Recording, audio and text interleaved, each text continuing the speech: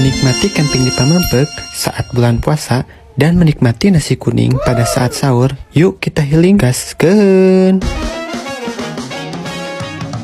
Dikarenakan camping hari ini camping bulan puasa, jadi kami berangkat pada malam hari dan buka puasa pun terlalu malam.